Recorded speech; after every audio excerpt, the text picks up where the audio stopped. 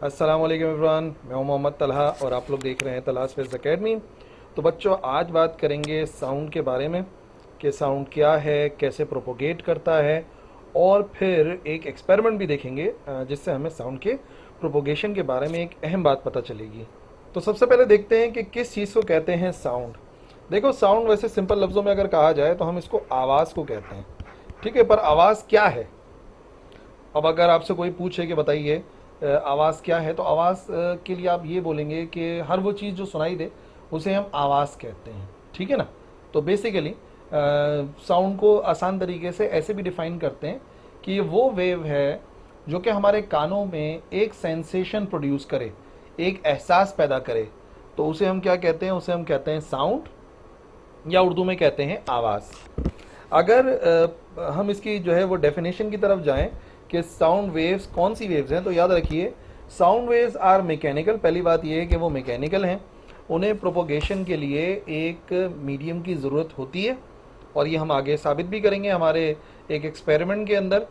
और लॉन्गिट्यूडनल है। लॉन्गिट्यूडनल है तो लॉन्गिट्यूडनल वेव्स वो वेव्स होती हैं जो कि कंप्रेशंस और रेयरफेक्शंस पे डिपेंड करती हैं। तो ओवरऑल हम ऐसे ही डिफाइन करेंगे कि sound waves are mechanical. Longitudinal waves mechanical भी हैं, लॉन्गिट्यूडनल वेव्स भी हैं, और वो कंप्राइज करती हैं कंप्रेशंस और रेयरफेक्शंस पे। लॉन्गिट्यूडनल वेव का भी एक हवाला दे देते हैं ताकि रिवीजन हो जाए कि लॉन्गिट्यूडनल वेव्स क्या हैं। अलबत्ता इस पर एक अलग से लेक्चर चैनल पे अपलोडेड है, आप जाके देख सकते हो। Those waves in which particles of the medium vibrate, वो वेव्स जिसमें पार्टिकल्स मीडियम के वाइब्रेट करते हैं parallel to the direction of propagation of waves. मतलब जिस डायरेक्शन के अंदर वेव्स मूव कर रही होती हैं, जो पार्टिकल्स होते हैं मीडियम के, वो भी उसके पैरेलल वाइब्रेट करते हैं, तो उन्हें हम कहते हैं लॉन्गिट्यूडनल वेव्स, ठीक है जी। मिसाल के तौर पे एक स्प्रिंग में बनने वाली वेव्स को देखते हैं। आप देखिए पार्टिकल्स कैसे मूव हो रहे हैं इस स्प्रिंग के। यहाँ पे लिखी हुई डायरेक्शन, पार्टिकल्स आगे जा रहे हैं, पार्टिकल्स पीछे आ रहे हैं, पार्टिकल्स की मोशन ऐसे हो रही है। देख लो आप, स्प्रिंग आगे जा रहा है, स्प्रिंग पीछे आ रहा है। और एनर्जी कहाँ से कहाँ ट्रांसफ़र हो रही है, वेव की क्या डायरेक्शन है, तो अगर देखा जाए तो वेव की डायरेक्शन भी यही है। तो आप देख सकते हो जो पार्टिकल्स हैं वो वेव की डायरेक्शन के पैरेलल, पैरेलल कहते हैं मुतवाजी, इन द सेम डायरेक्शन और इन ऑपोजिट डायरेक्शन मूव कर रहे हैं। तो इस वजह से इस वेव को कहते हैं ट्रांसवर्स वेव, ठीक है। और साउंड में भी इसी किस्म की प्रोपोगेशन होती है, जहाँ पार्टिकल जो है वो हवा के वाइब्रेट करते हैं parallel to the direction of wave. देखते हैं कुछ एग्जाम्पल्स के जरिए। साउंड कब प्रोड्यूस होता है? साउंड प्रोड्यूस होता है वाइब्रेटिंग सोर्सेज की वजह से। ये बात आप याद रखिएगा। जब भी कोई बॉडी वाइब्रेट करती है, टू एंड फ्रो मोशन करती है किसी भी मीडियम के अंदर, तो क्या होता है कि जो मॉलिक्यूल्स होते हैं एयर के, जो एयर मॉलिक्यूल्स होते हैं वो पैरेलल मूव करने लगते हैं, उनमें एक डिस्टर्बेंस प्रोड्यूस होती है, जिस तरीके से स्प्रिंग के अंदर प्रोड्यूस होती है। तो नतीजे में जो एनर्जी है वो एक जगह से दूसरी जगह चली जाती है। मिसाल के तौर पे जब मैं बोल रहा हूँ और आप फॉर एग्जांपल क्लास के अंदर ही हो, तो जो मैं बोल रहा हूँ तो मेरे वोकल कॉर्ड की वाइब्रेशन की वजह से क्लास की जो एयर है उसमें एक हलचल पैदा हो रही है, एक डिस्टर्बेंस प्रोड्यूस हो रही है। वो डिस्टर्बेंस आगे ट्रेवल करेगी और इन दी एंड एयर मॉलिक्यूल वाइब्रेट होते होते होते होते आखिरी मॉलिक्यूल जो आपके कान के पर्दे के पास है वो आपके कान के पर्दे को वाइब्रेट कराएगा, तो आपको मेरी आवाज़ सुनाई देगी। तो बेसिकली साउंड एक मैकेनिकल लॉन्गिट्यूडनल वेव है, और याद रखो उसमें भी जो वाइब्रेशन होती है एयर मॉलिक्यूल्स की वो पैरेलल होती है वेव मोशन के, जिस तरीके से स्प्रिंग के अंदर होती है। सबसे पहले एग्जांपल कंसिडर कर लेते हैं कि एक ड्रम में किस तरीके से साउंड प्रोड्यूस होता है जब हम उस ड्रम को हिट करते हैं। अब देखो, हमने ड्रम को हिट करा तो ड्रम जो है वो ऊपर नीचे वाइब्रेट होने लगा, ऐसे ऊपर और नीचे क्या हो रहा है, वाइब्रेट हो रहा है। तो जो एयर के पार्टिकल्स होंगे यहाँ पे, उनमें एक हलचल पैदा होगी जो कि आगे बढ़ेगी और हमें साउंड सुनाई देगा। तो ड्रम को जब हम हिट करते हैं तो ड्रम का जो ये प्लेट है ये वाइब्रेट होती है, वाइब्रेशन की वजह से इर्द गिर्द मौजूद जो हवा है उसमें हलचल पैदा होती है, और नतीजे में वो हलचल जो हमारे कान तक पहुँचती है तो हमें सुनाई देती है।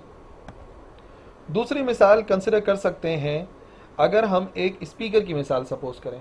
आपने देखा होगा स्प्रिंग कैसे, अगर स्प्रिंग ऑन होता है उसमें साउंड आ रहा होता है, तो स्प्रिंग मूव कैसे करता है, ऐसे। अब आप देख सकते हो कि ये जो स्पीकर है ये ऊपर और नीचे वाइब्रेट कर रहा है। तो वाइब्रेटिंग स्पीकर ऊपर नीचे वाइब्रेट कर रहा है, जब ये ऊपर नीचे वाइब्रेट कर रहा है तो ये हवा को भी डिस्टर्ब करेगा। इन दी एंड हवा के अंदर एक हलचल पैदा होगी। देखो ऐसे एयर के मॉलिक्यूल्स वाइब्रेट करेंगे एक दूसरे के करीब, एक दूसरे से दूर।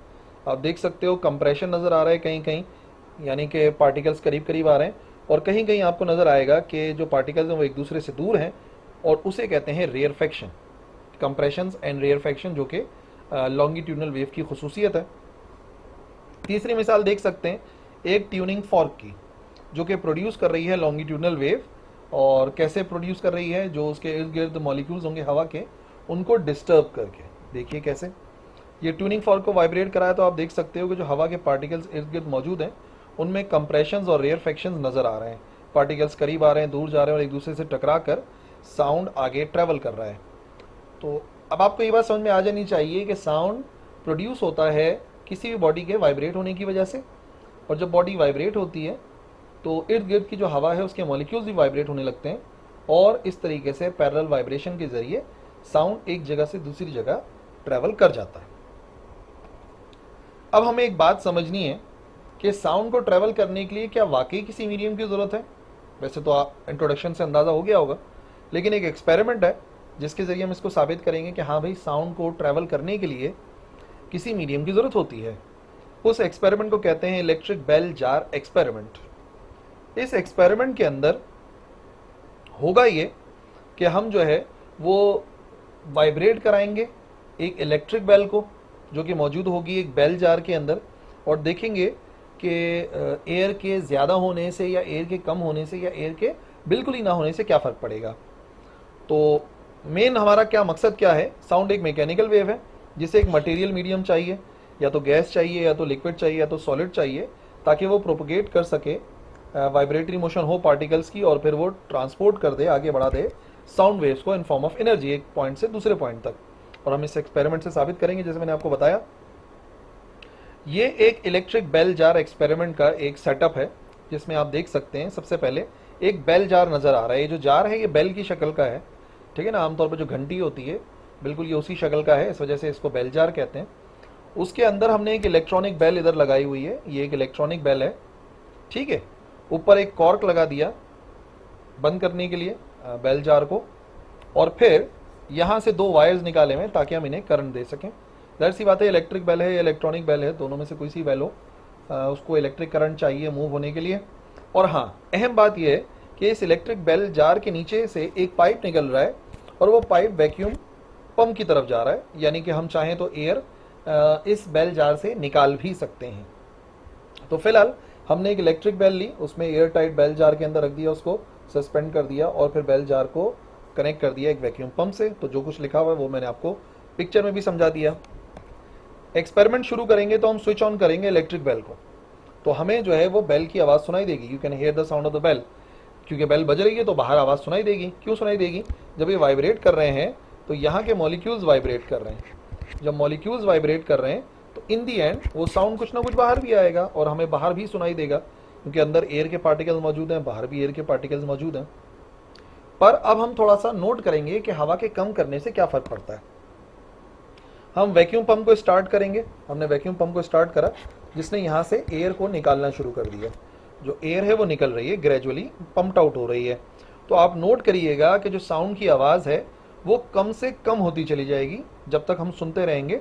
एयर बाहर निकलती चली जा रही है, और जो बेल की आवाज़ है वो लगातार कम से कम होती चली जाएगी, ठीक है। हालांकि आप देखो तो अभी तो फिलहाल पिक्चर में नज़र नहीं आ रहा, लेकिन ये हैमर लगातार जो है वो जाके इससे टकरा रहा होगा, साउंड प्रोड्यूस हो रहा होगा। और इन दी एंड हम क्या देखेंगे, जब सारी की सारी हवा अंदर से रिमूव हो चुकी होगी तो ये वाइब्रेट हो रहा होगा, इससे टकरा रहा होगा, इलेक्ट्रिक बेल बज रही होगी, लेकिन हमें कोई बाहर साउंड सुनाई नहीं दे रहा होगा। बेल बज भी रही है पर साउंड सुनाई भी नहीं दे रहा। तो इससे हमें क्या नतीजा मिला? इससे हम ये नतीजा अखज़ कर सकते हैं कि साउंड वेव्स को ट्रैवल करने के लिए हमेशा हमेशा ऑलवेज ज़रूरत होती है किसी मीडियम की। कोई सा मटीरियल मीडियम हो सकता है, सॉलिड, लिक्विड और गैस। और क्योंकि बेल जार के अंदर वैक्यूम आ गया था, वैक्यूम का उर्दू में कहते हैं खला, यानी कि खाली होना, क्योंकि हवा निकाल दी थी तो कुछ नहीं बचा, तो वैक्यूम आ गया। तो इसी वजह से साउंड वेव ट्रैवल नहीं कर रही थी और हमें कोई साउंड सुनाई नहीं दे रहा था, ठीक है जी।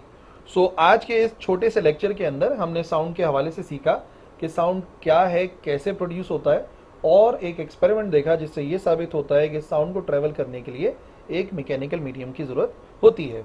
अगर आपको लेक्चर समझ में आ गया है तो वेल एंड गुड, और अगर कुछ कन्फ्यूजन है तो आप पूछिएगा कमेंट सेक्शन में, मैं इंशाल्लाह रिप्लाई करूंगा। That's all for this video. अल्लाह हाफिज़।